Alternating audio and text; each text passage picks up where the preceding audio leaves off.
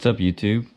Bandit here. So I have a pretty cool install for the Street Glide today, but first off I just wanted to say happy Easter to everyone out there. Hope that you will enjoy your Easter weekend. Also, I wanted to apologize for not having an upload last weekend. As I had stated in my last upload, the old lady just moved down here. I went up to North Carolina, picked her up, got a U-Haul, brought her and all her stuff down. So we were busy unpacking, organizing, getting her settled in. I had a yard sale last weekend, all that kind of stuff. So didn't really have time to do an upload. That took priority. But I'm back with you this weekend for a pretty cool install. So here I have a product from Rogers Unlimited. And what this is a garage door opener for the Street Glide. And I used to have like a keyring garage door opener that worked great on my last bike, because my last bike being a sport bike, you had to put the key into the ignition, and it hanging off the key ring, it was always just right there, right in front of me. I could click it and open my garage door and pull the bike in. This, however, being keyless, keys are buried in my pocket. I have to try and fish for it to get my garage door opener, so it just wasn't working as well. So I wanted to find something that I could install on the bike to be able to easily get my garage door to open for me. So this product, as I stated, is by Rogers Unlimited, and I had done some research on different garage door openers, and they make them to go in different places on the bike. You can get them to where they go into the accessory ports, which are here, where these will actually become buttons. A lot of them require drilling though, and even more so, most of the aftermarket ones require a battery internal to it. And the battery, the unfortunate side of that, or the downside of that, is that the fairing, every time the battery would go dead, you have to remove the fairing to get to the actual receiver pod to replace the battery. And I didn't want to have to deal with that. I mean, yeah, the batteries probably aren't going to die that often. The one in my little key remote has been good for years, but I just didn't want to deal with that. So found this product, actually saw it by Sick Baggers YouTube channel, SIK Baggers YouTube channel, from Rogers Unlimited, and this directly wires in so that you don't have to ever replace the battery. So the only time you would have to remove your fairing in this instance is to reprogram this if you move for a new garage door opener, or if your garage door opener goes bad and you have to replace the entire system, then you would have to reprogram it to the new one. So this just seemed like I would be pulling my fairing a lot less often, so I went with them. Also, this part here is the actual button for it, and there's a little lighted ring around it. I got white. They make different colors. They have an orange. They have or I think it's actually yellow, but it looks kind of orange. A green. I think they had a red, a blue, and a white. I thought about going with the green, but the green was a very neon green, where the snake venom is a very dark green. So I didn't think it would match so much. So I just went with white. And kind of the reasoning behind that is because Harley makes all of your switches here. They make an upgrade that you can do to make all of these lighted or backlit for at night, and them being backlit, they come through white. So I decided to go with white because I eventually want to do that, and that way it would kind of match with the handlebar controls. So the actual button itself will mount into your accessory port here. So this whole piece will come out and it'll go inside this accessory port. This little thing never stays in from the factory. It always, every time I would ride, I'd see this thing just flopping around down there. So I actually went ahead and I didn't do a video on it, but I just wrapped it in electrical tape to make it a little bit tighter of a fit in there, which actually worked, and it hasn't come out since I've done that. So that's a quick fix for you, for anybody out there just trying to figure out how to fix this little plug or cover that always comes out. But anyways, this whole part's going to come out anyways, and I'm going to have a button there now, which is fine with me because I never use that port, and I don't know of really anyone that does. That port was there for a wired headset to get plugged in for like CB or whatever, or intercom. But I don't ever use that. Now with wireless intercom systems and everything else, there's kind of no point for it.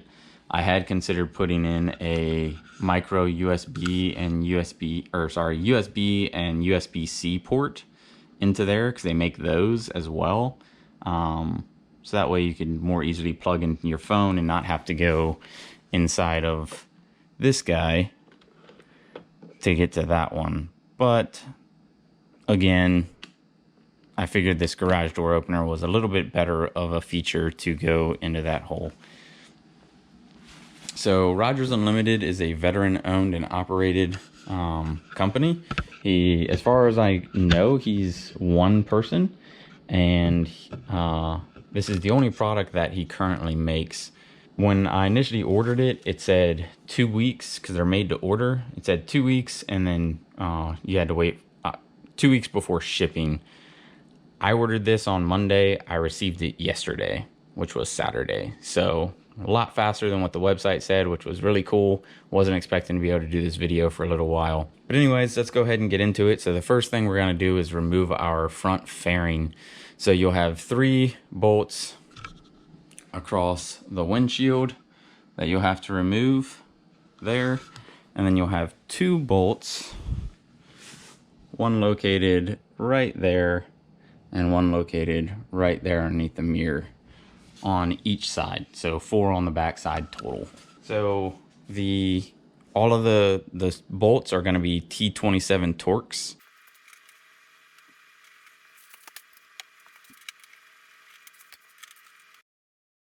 Okay, so your middle one is going to be a lot longer of a bolt than the other 2, and you can see the size difference there. So now you just pull your windshield. You have to pull out slightly on the fairing. And just pull that windshield out.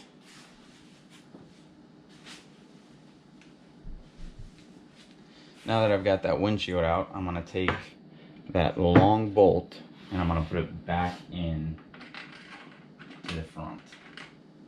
And the reasoning for this is so that when I remove the 4 bolts on the back side, I don't end up having the fairing fall on me. So this will be the last bolt that I take back out. This in there, just enough to hold it. So now we'll come around to the sides and we will remove those other 4.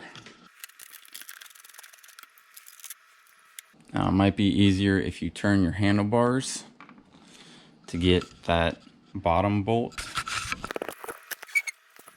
so that way you're not in the way of your tank.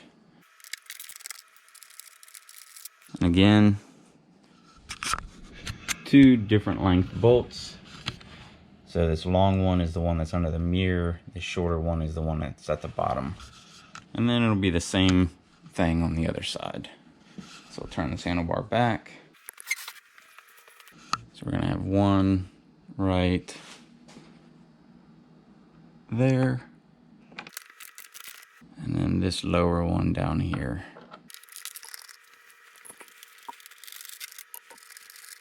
All right, and now that we have those 4 removed, straighten back out our handlebars. And then all you're gonna do is remove this center bolt, bracing your fairing. And as you see, I have some microfiber towels that I put onto my fender. So in case anything falls, it keeps it from damaging the fender. That last one is removed. All we're gonna do is gently lift forward, lowering the fairing down, and you are gonna have a wire that is located right there to the back of your headlight that you just have to unclip, and then your whole fairing will come completely off. And there it is. Now your fairing is removed. As you can see, I put this little foam pad down. And that is just to lay my fairing onto to keep it from getting any sort of damage. So now it's just gonna sit right there. Now, here is underneath the fairing. So located right here is going to be that accessory port. So the first thing you're gonna do is just reach in here and unplug that accessory port, which is pretty tight up in there, but you can get your fingers in there and just pull that little plug out. Next, you're gonna have it's gonna be a nut, but it's kind of a full shaft, so you're gonna need some needle nose pliers in order to get in there to unscrew that. Let me grab those real quick. All right, so now that I have those needle nose, just gonna reach in here, try and get around that outer ring and start unscrewing it. And it looks like my whole thing is turning, so you're gonna have to brace the back side of it to try and keep it from turning on you, and then unscrew it.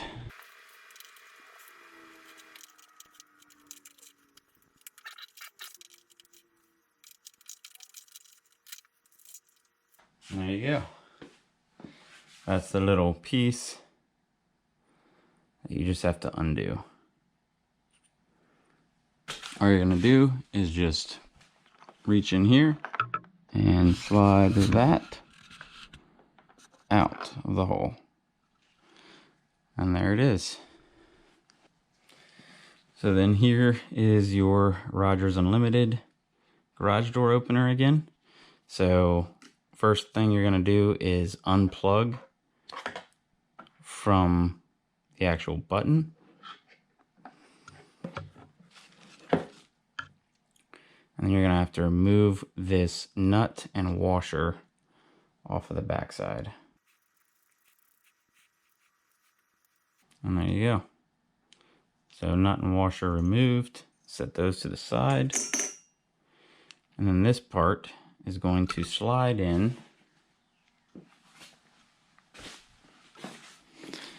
to that now open hole. I'm just gonna stick that in there just like that. And right now you can see it's just loose because there's nothing holding it. So now this next part is gonna be what's gonna require a little more difficulty.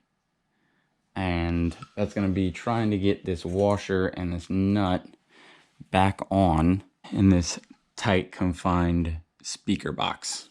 That is what this plastic part is.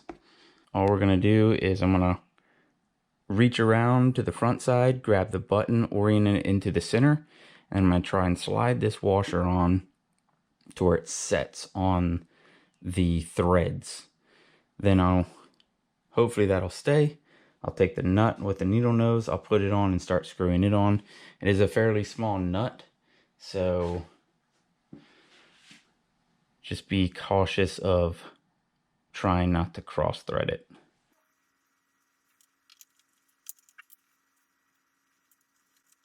Alright, so I've got that lightly balanced there, balancing on the threads. Now I just need to take the little nut with the needle nose and try and get it to start threading on. And I believe it might be, here we go. Now that I have that started, I'm going to try and use my fingers because I have fairly small hands. Just thread that guy on. So it's really just using one finger just to get it finger tight. Now that it's started, and then I'll get the needle nose back in there, tighten it down the rest of the way.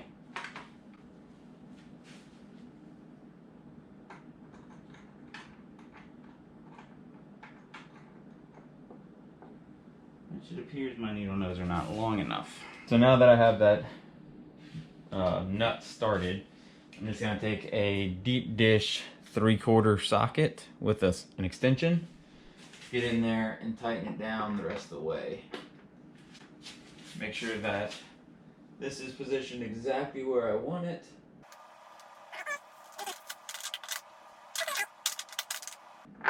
There it is.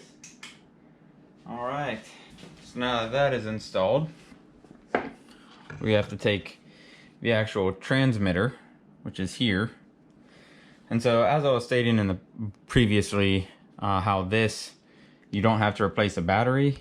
So this little unit, which is the actual garage door opener, he has wired to go to that push button.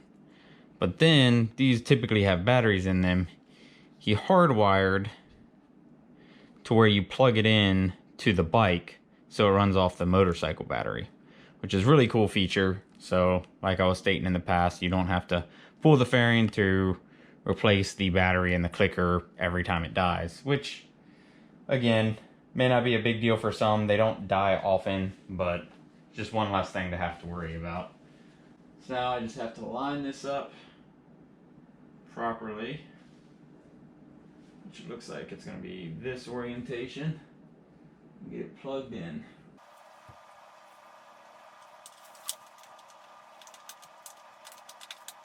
There we go. There was a little click. Now all we're going to do is take this other end here and plug it in to the outlet that was for the little cigarette outlet.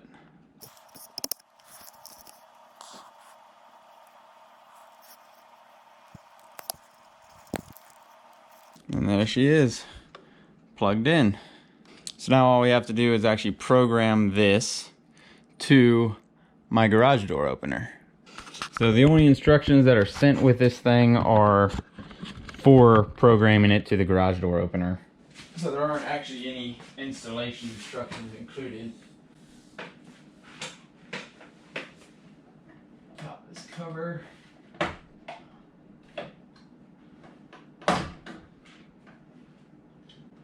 Hit this yellow learn button. This light's on. Now I'm just going to press and hold this.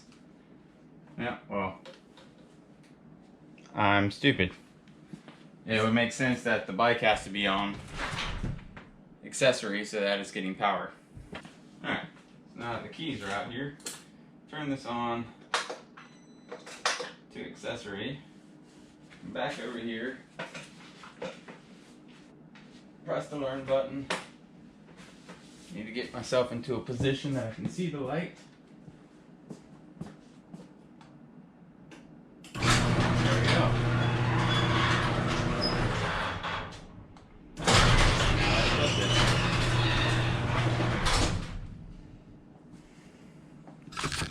So I'll show you on the bike exactly what it looks like. So you can see it glowing down there. So that's the little button. Now we just press it. There's my garage door. Press it again. And there we have it. Garage door opener installed. If I didn't do a good job describing it, so you see it has the lighted ring around the button there, which is white, which is what I chose. They have multiple color options, and the actual button itself is aluminum or a metal, and then it has a black washer that goes behind it to match the fairing. The inside is a little difficult to do just because it's such a tight space inside this speaker pod to get in there, but you can remove the speaker pod, which would make the job of installing the opener easier. However, the speaker pod itself is not the easiest thing to remove. You have a few screws around it, so you have a bolt here and a bolt here. You have 2 bolts here, and then there's like 4 more that are tucked up in here that you can't see, that you also have to remove. So that's what makes this thing so difficult to remove. Might actually be up under here. Yeah, they're up under here. And you can't see them. There's a lot of wires and everything in the way to actually remove that speaker pod, which is why I was trying to avoid doing it. And luckily I was able to get it done without removing the speaker pod. So luckily I have me being a smaller guy, pretty small hands. So I was able to get the nut slid on with the needle nose. Then I was able to get my fingers in there to start tightening it and then finish it with the 3/4 inch deep dish socket. But I'll leave a link in the description down below for this product. As I said, it is a veteran. So it's a veteran owned and operated company called Rogers Unlimited. And great product. I'm happy with it. It's doing exactly what I want it to do. And like I said, it's don't have to worry about replacing batteries, don't have to worry about drilling anything on the bike. Relatively easy install. So all that's left is to put your fairing back on. So when you do it, same thing, you just lift it up, you'll plug the light in, put your center screw in to hold the fairing, put your back bolts in, and then come back and put your windshield and your windshield bolts in. The specs for all of those, for the fairing screws, are going to be 20 to 30 inch-pounds. My actual torque wrench only goes down to 40 inch-pounds. I do have another torque wrench that, so this is a Vortex torque wrench that I have that goes 10 to 50 inch-pounds. This was made for scopes and everything for rifles. So I'll probably use that. But if you don't have a torque wrench, it's not a big deal. Just be cautious not to over tighten the bolts because you can crack the fairing. It's just plastic. So be cautious of that. And it's really just tightening it till it's snug. Like 20 to 30 inch-pounds, I think equates to like 2 or 2.5 foot-pounds. So it's not a lot. So just be cognizant of that when you're reinstalling your fairing. But I'll get back to you as soon as that's done. All right, back with you. Everything back together. Go ahead and remove that. So again, turn it on.